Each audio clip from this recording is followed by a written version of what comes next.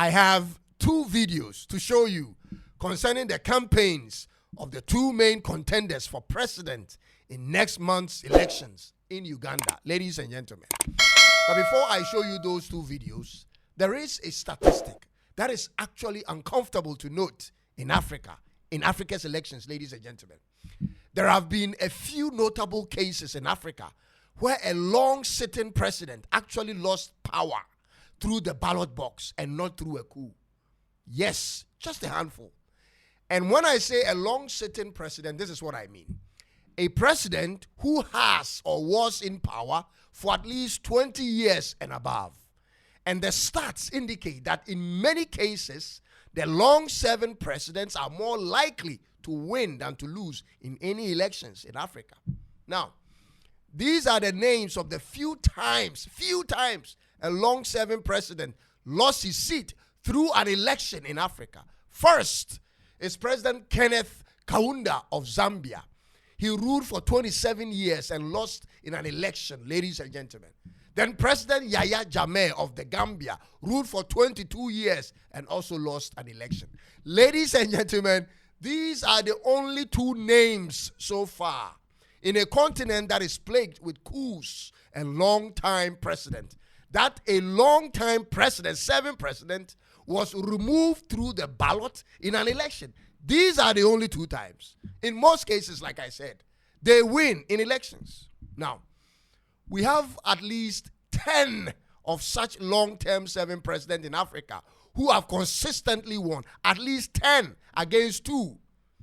Having said all of that, though, I want you to take a look at the crowd when the president of Uganda, President Museveni, went on a campaign.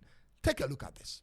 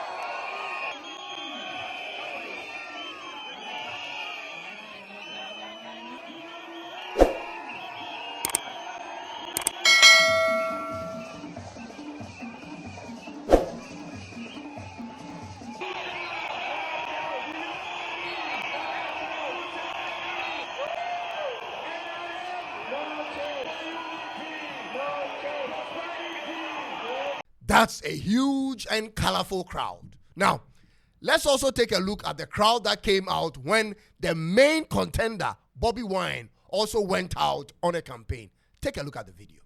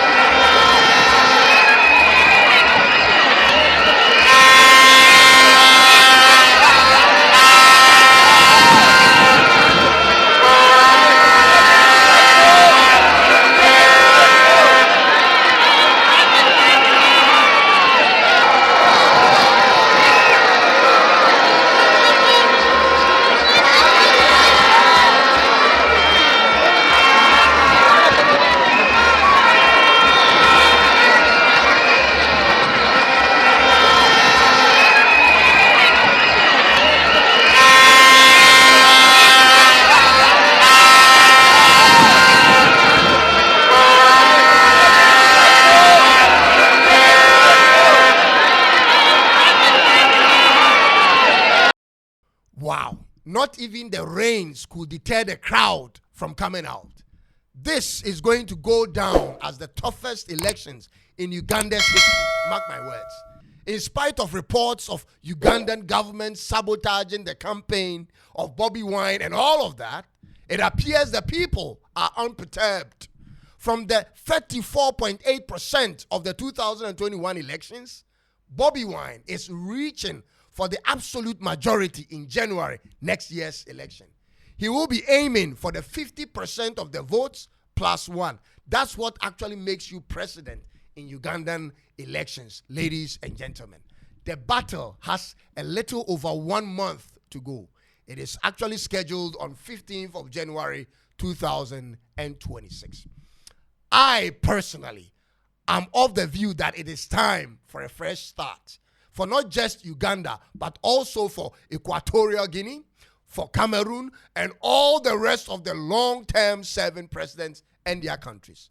I have to confess to you that I have so much respect for Museveni because of how peaceful Uganda has been under his rule in the last 39 years, in spite of how long he's been there. I have so much respect for him because of that.